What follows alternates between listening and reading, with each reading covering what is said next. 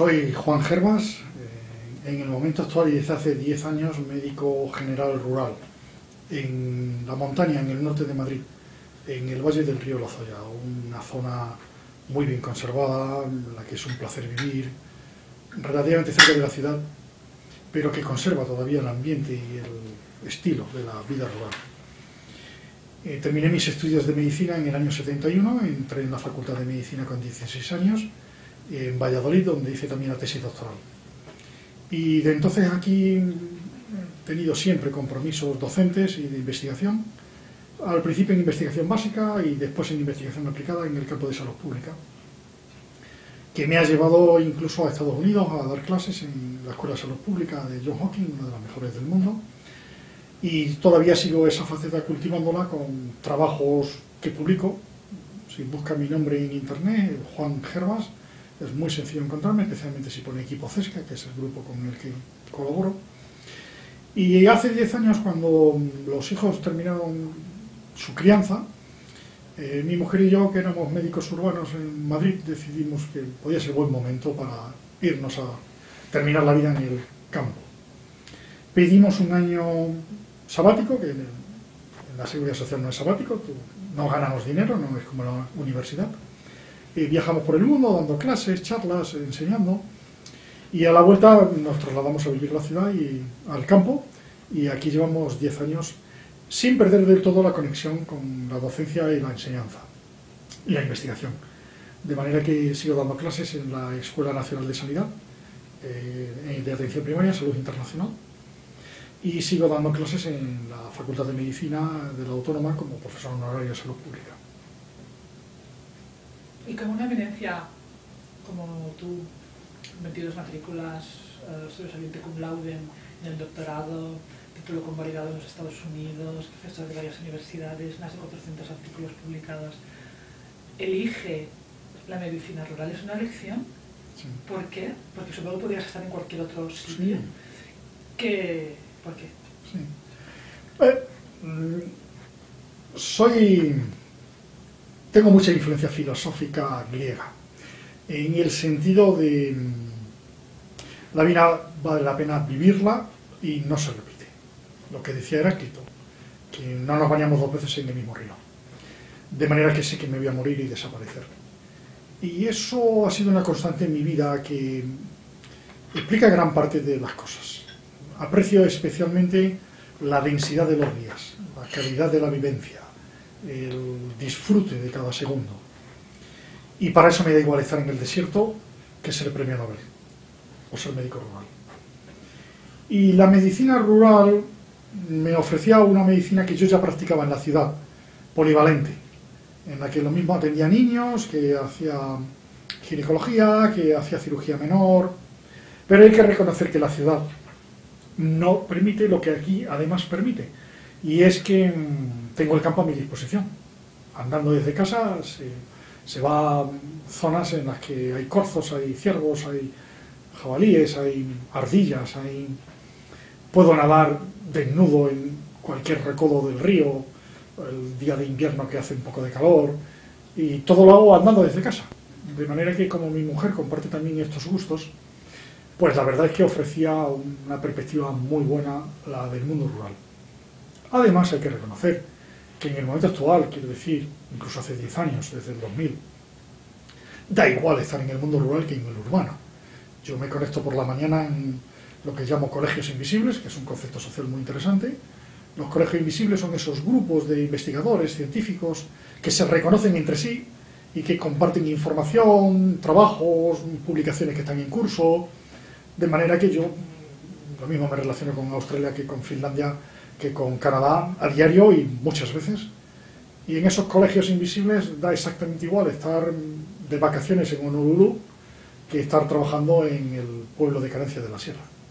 Así que yo creo que es una opción lógica si uno busca una medicina humana y si uno busca una vida humana en el sentido de disfrute de la misma. Me parece mucho más inteligente, si se puede, que la vida urbana. Tengo entendido que cuando llegan tus pacientes, luego les das un escrito con algunas explicaciones, explicándoles quién es. lo cual no es habitual, porque yo tengo médico y a mí ningún médico, y me lo cambian continuamente la asociación, ningún médico me ha dado un papel explicándome quién es. Al contrario, si le pregunto quién es y de dónde viene, normalmente no me contesta. En ese escrito, entre otras cosas, dice, por ejemplo, que no recibes visitadores médicos y que habitualmente recetas medicamentos genéricos. ¿Me explicas un poco el motivo de esto? Sí. Lo primero, la cuestión general. ¿Por qué doy a mis pacientes un documento con mi forma de pensamiento? Yo descubrí hace muchos años, casi 30 años, que mi práctica clínica era muy distinta a la habitual. No digo que sea mejor ni peor, distinta. Por ejemplo, en mi consulta se puede hablar franca y directamente de eutanasia. Me di cuenta que eso era infrecuente en otras consultas, con lo cual muchos pacientes que acudían a la mía no tenían expectativas que yo podía abrir. Yo incluso he tenido siempre apertura a los problemas como la homosexualidad, sin que para mí haya sido ningún problema mayor que como si le gusta al paciente las natillas.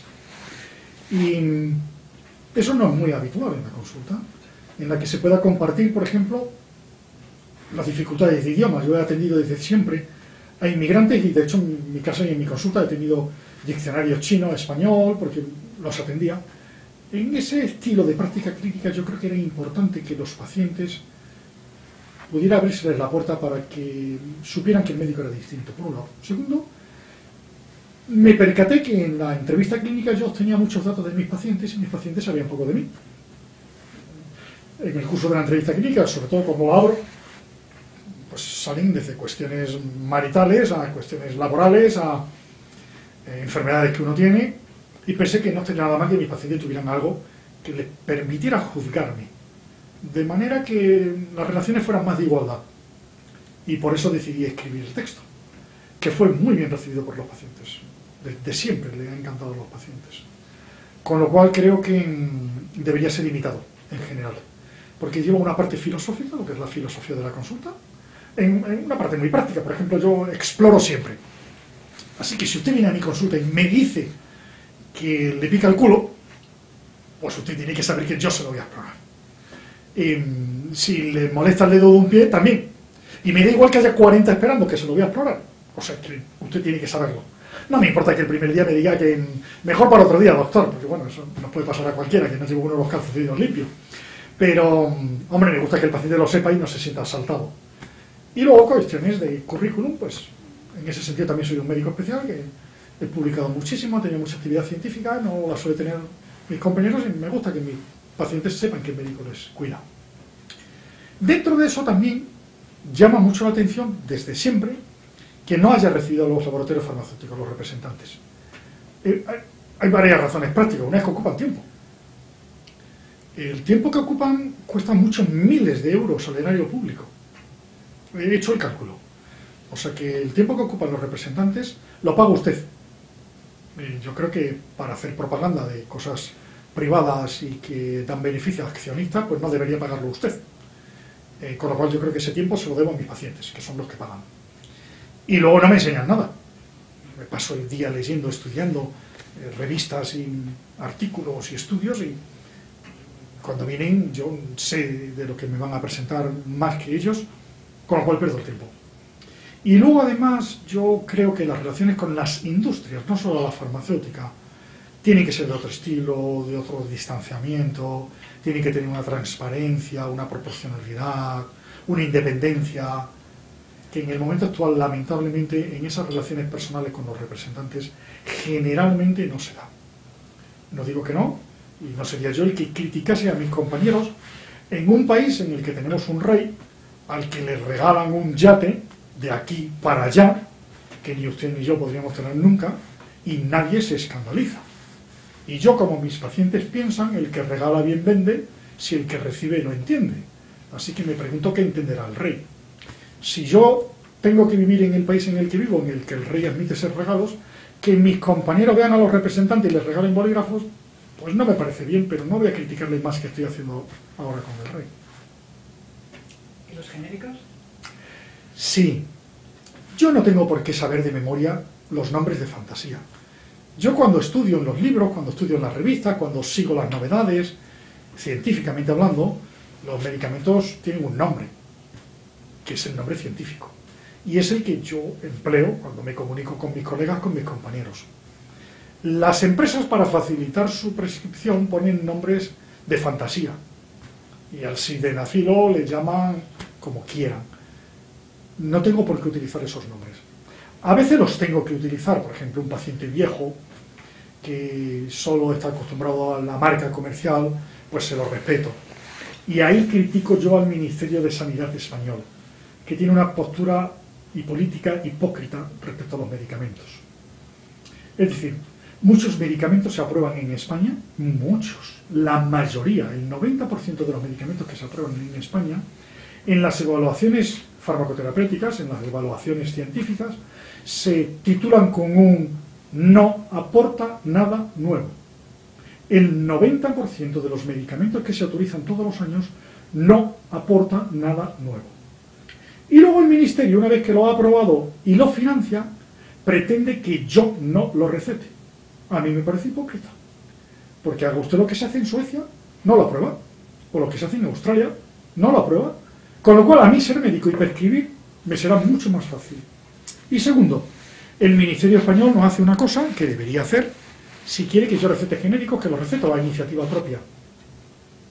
Y es hacer una subasta decenal de 10 años, por el cual el acetilsalicílico se presente siempre como la misma píldora, del mismo tamaño, del mismo grosor, de la misma composición, en la misma caja, de la misma blancura, de la misma signo, para que mis pacientes ancianos no se equivoquen si yo, al recetar genérico, en la farmacia le dan distintos genéricos.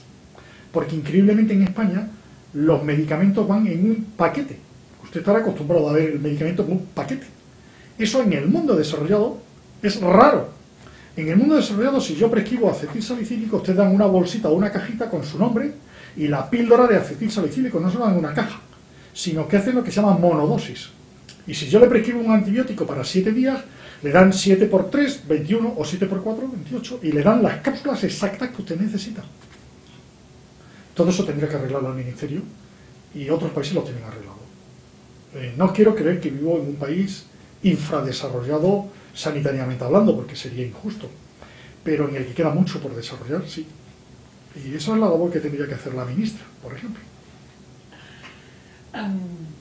También les informas de que no empleas el ordenador para no perder eficacia, seguridad y confidencialidad. Sí, mi consulta es muy extraña. Si usted viene a mi consulta, le llamaría muchísimo la atención. Pero no hay nada de los laboratorios farmacéuticos.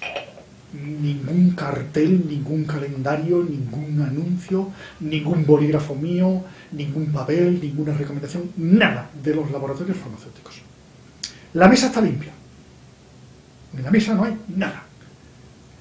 Y yo le miro a los ojos, lo cual supongo que le sorprenderá muchísimo, porque le miro directamente a los ojos y continuadamente, apropiadamente, sin molestarle, pero yo no tengo una pantalla aquí a la izquierda que gire de manera que yo tenga el cuello torcido.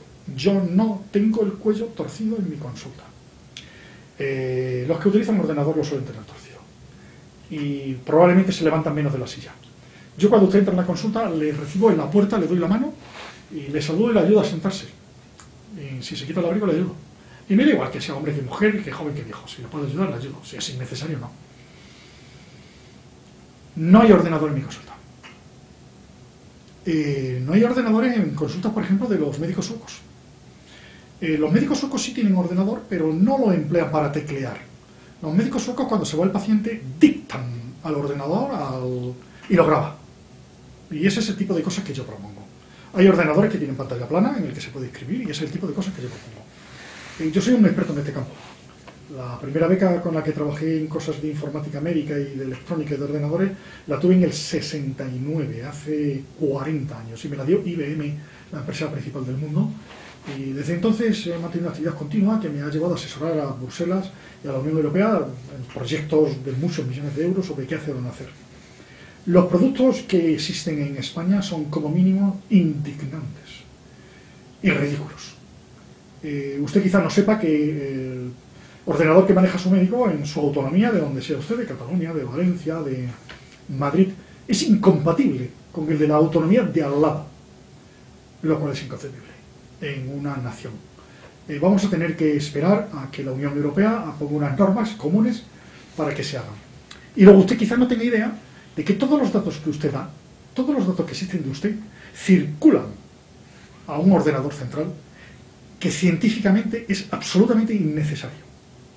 El ordenador tenía que estar en mi consulta sin conexión ninguna con el exterior y solo mandar lo que llamamos un conjunto mínimo básico de datos, que yo entiendo que tengo que compartir. La edad de los pacientes que he atendido, si tienen siempre antibióticos, pero no tengo por qué compartir que usted tiene problemas con su mujer porque su mujer está teniendo problemas con su suegra. Eso a nadie le interesa. Y eso hoy circula. Me dirá usted que eso está protegido, y yo le diré que sí, muy protegido. Pero los datos de la presidenta de la Comunidad Autónoma de Madrid no están en el ordenador. Y los del rey tampoco. Y los de las infantas tampoco. ¿Qué tiene el rey? ¿Qué tiene la presidenta de la Comunidad Autónoma de Madrid que no tengan mis pacientes de canencia, garganta de los montes o el cuadrón? ¿Sangre azul? ¿Vamos a pensar que la sangre azul existe? Y por último, los ordenadores no me ofrecen la potencialidad que yo sé como experto tienen. Y en mi consulta se puede usted imaginar que no los empleo, pero en mi casa todos los días, todas las tardes, todas las mañanas.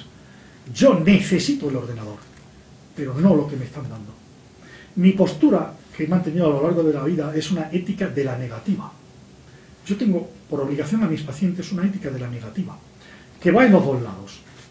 Mis pacientes ya saben que la baja laboral en mi consulta se da como complemento del tratamiento y no a capricho. No venga usted a pedirme una baja que no esté justificada porque no. Y no me ponga mala cara, que me da igual. No. Es una ética de la negativa. Pero tengo la misma ética hacia arriba. A mí mi gerente no me puede pedir algo que yo crea que no deba hacerse. Y no lo hago. Probablemente en este momento sea de los poquísimos médicos españoles que no utilizo ordenador. Pero me quejo, lo hablo, lo digo. Y reto a que me lleven a juicio o me expedienten. Porque en ese juicio y en ese expediente perderían. Por ejemplo, una minucia pequeña, pero la mayoría de los ordenadores españoles utilizan un programa de clasificación de enfermedades del que yo soy parcialmente autor como experto mundial en el Comité de Clasificación Internacional de la Organización Mundial de Médicos, que es una clasificación de enfermedades que se está utilizando ilegalmente en España en los ordenadores sin pagar royalties, sin haber pedido permisos. Así que estoy esperando a que intenten obligarme a mí a utilizar esos ordenadores para muy probablemente establecer las condiciones legales en las que eso tendría que utilizarse. Lamentablemente la mayoría de los compañeros médicos, buenas personas que quizás tengan menos conocimiento respecto a informática que yo, no se oponen en voz alta, sino que se limitan a una cosa que yo llamo cultura de la queja, que es esa cultura en la que uno llega tarde, se va pronto, toma café y acepta pocas responsabilidades y no se queja. Con eso estamos destruyendo el sistema sanitario, que en España es todavía algo digno de conservar, y nos destruimos nosotros como personas, los profesionales, y tratamos indignamente a nuestros pacientes que finalmente creen que hacemos lo mejor. Y en último término, no enseñamos a nuestros gerentes y políticos que si se enfrentasen a profesionales con autonomía, quizás aprendieran que determinadas cosas ridículas, como los programas de ordenador que se imponen en las distintas autonomías, no se podrían imponer. Pero en esto me siento un poco Robin Hood. También les informas de que la muerte es inevitable y de que llegado el caso será digna, sin dolores y sin medios degradantes para el ser humano. ¿Crees que en este país la muerte es degradante? Sí. O sea, uno de los problemas que a mí me duele hasta el alma es la forma de morir en España. Por ejemplo, usted probablemente está al tanto de lo que sucedió en Leganés, que hubo una acusación de 400 muertes provocadas, una barbaridad, un manejo político absurdo. La cuestión central para mí no era si había habido eutanasia, abusos. No, tenía la certeza, como se demostró judicialmente, que no. La cuestión para mí era qué hacen 400 personas, 500 o las que fueran, muriendo en urgencias.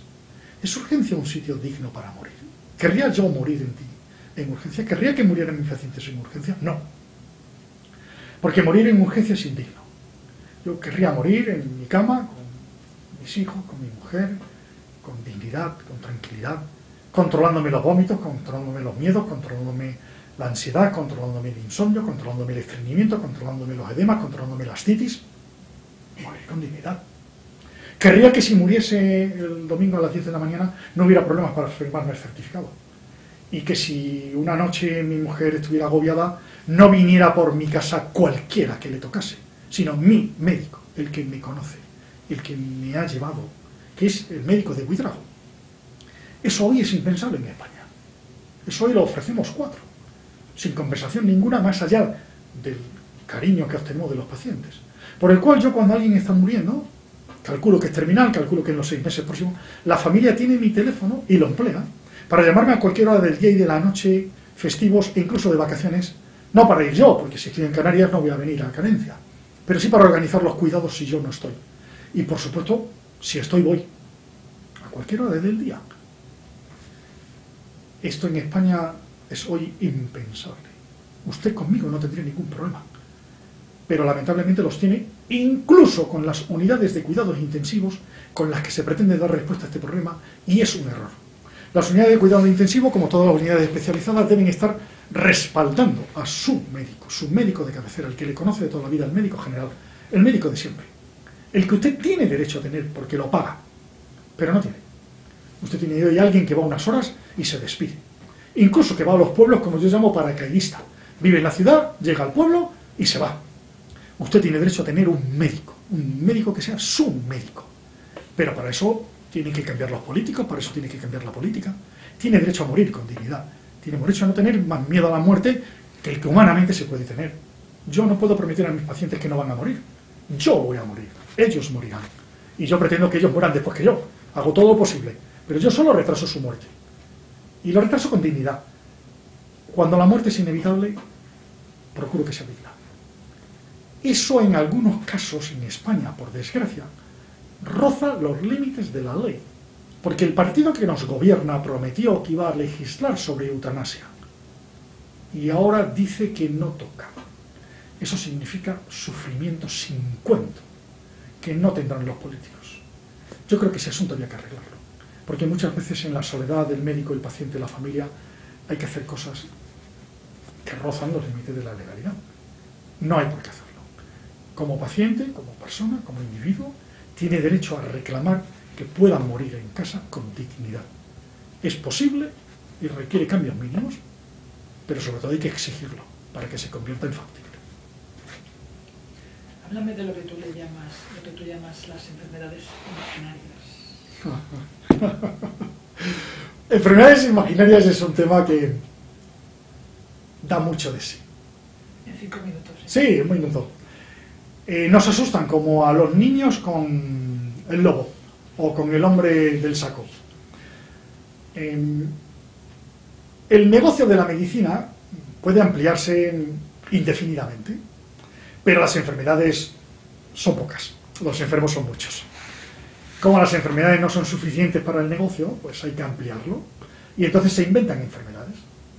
Por ejemplo, para que usted me entienda, la escoliosis de los niños, esa espalda torcida, en la mayor parte de los casos no tiene ninguna importancia. Y está demostrado que buscarlas en las escuelas y verle la espalda a los niños es perjudicial. Y es una enfermedad inventada que se llama escoliosis, de enfermedad que tienen los niños que van a la escuela y se lo miran. Hay algunas escoliosis que son graves, ¿eh? Yo no lo descarto. Pero todas esas que los terminan yendo y que van al gimnasio, eso no. El colesterol con el que a usted le enloquecen, con el colesterol, coma huevos, usted sea feliz, viva, beba un poco de vino.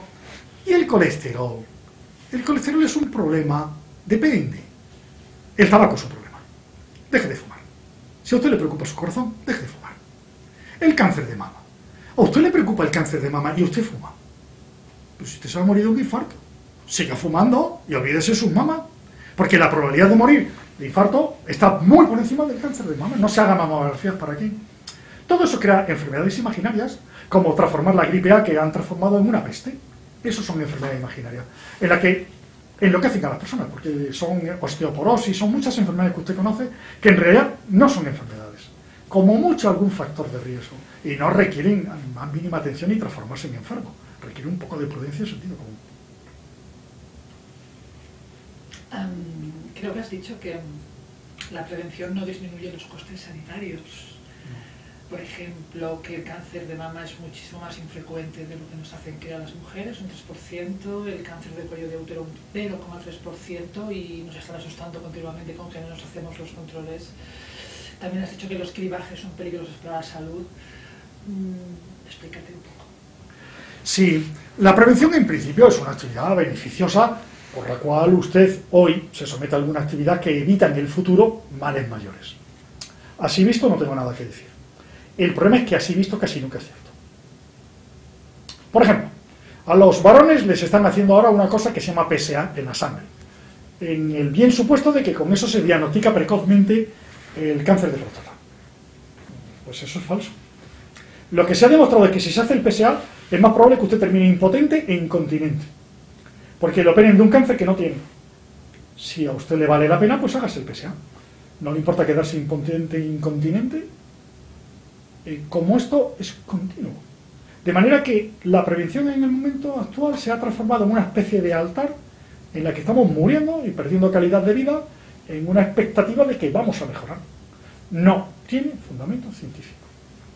Lo he revisado en muchísimos casos y hay ejemplos, hay algunos brutal, con el que remato ya esto, pero fue un caso histórico en el que cuando nacieron mis hijos en el año 70, los médicos recomendaban que los niños durmieran boca abajo, porque así había menos muerte súbita. Solamente se demostró después de que esto provocó millones o miles de muertos, porque dormir boca abajo aumentaba la muerte súbita. Los médicos se han olvidado hoy y eso no lo hacen.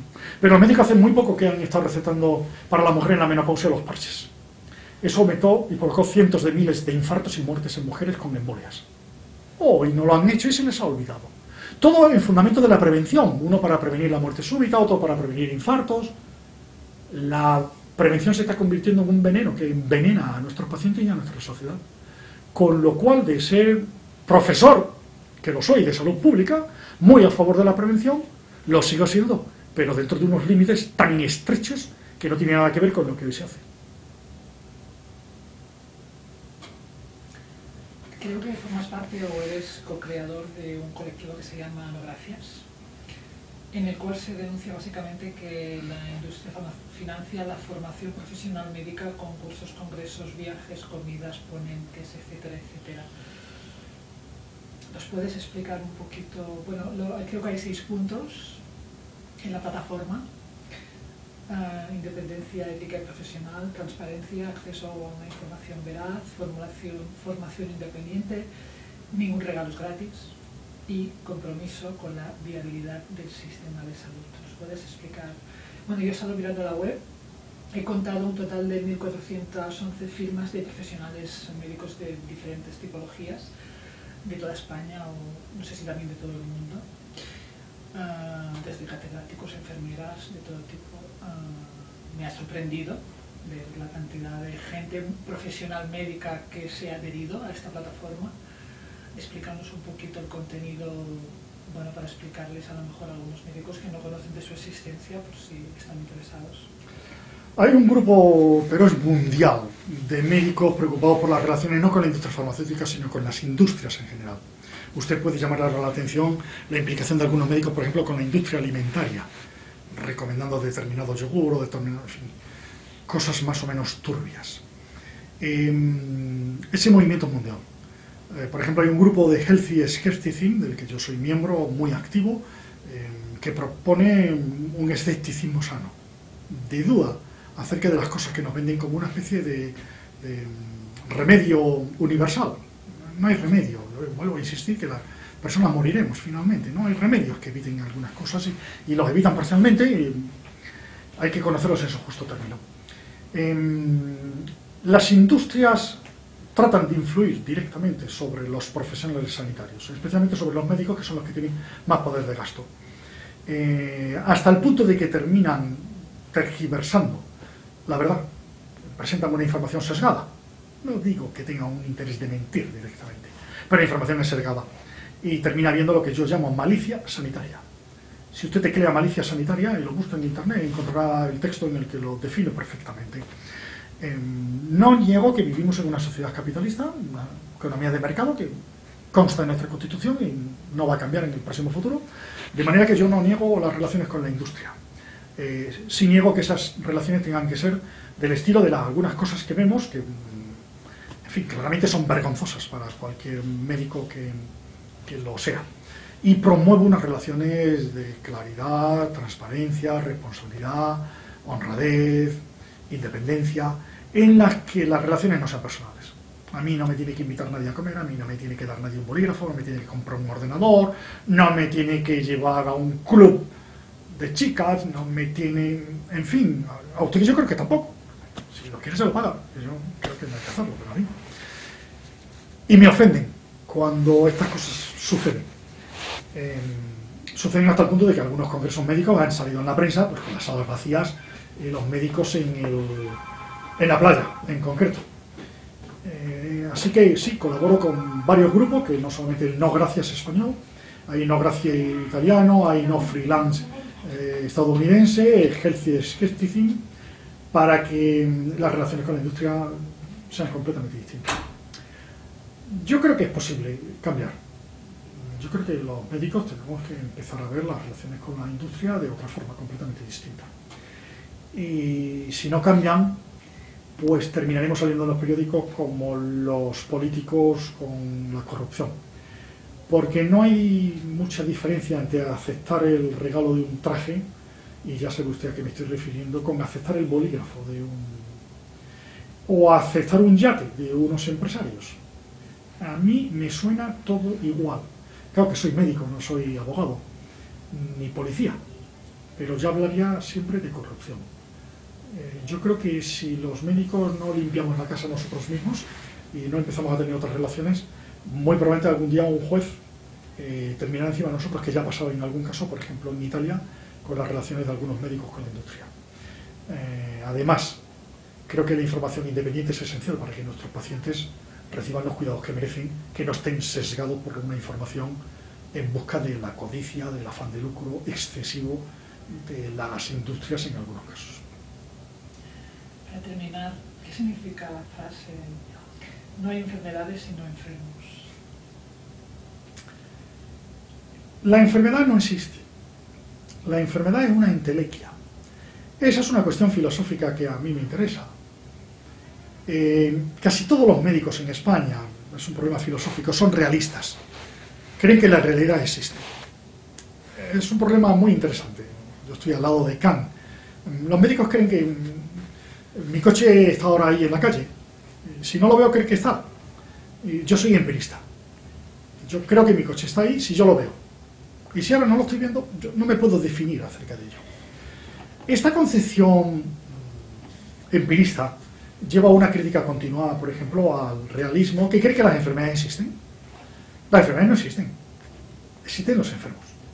Entonces, si usted tiene diabetes, su diabetes no tiene nada que ver con la diabetes del vecino, ni con la de su hijo. Sus sentimientos personales, su forma de comportarse, su control de la comida, su expectativa ante los comprimidos, su reacción frente a la inyección de insulina, no tiene nada que ver con la del vecino, ni con el paciente que está en la sala de espera. Usted es único, en positivo y en negativo. Y la diabetes es una entelequia que nos permite manejar mejor las situaciones, pero no podemos creer que exista realmente. Indudablemente es más fácil para nosotros creer que hay enfermedades y no enfermos. Y eso, torcer el cuello y no mirarle a los ojos ni darle la mano. Pero usted finalmente es una persona, tiene una dignidad y tiene unas vivencias y unas expectativas y unas creencias y unos miedos y unos temores y cosas que para usted mismo le es difícil de explicar, pero que yo como profesional tengo que entenderlas, preverlas y permitirle que en algún momento pueda hablar de ello. De manera que usted no sea el paciente diabético 25, sino usted sea Antonia o sea Fernando, con su edad, su sexo, su profesión, sus preocupaciones, sus miedos, sus conocimientos, sus expectativas. Y eso hace a la medicina humana. El creer que existen las enfermedades es, primero, científica y filosóficamente absurdo. Y segundo, médicamente inhumano. Creo firmemente que no hay enfermedades sin enfermos.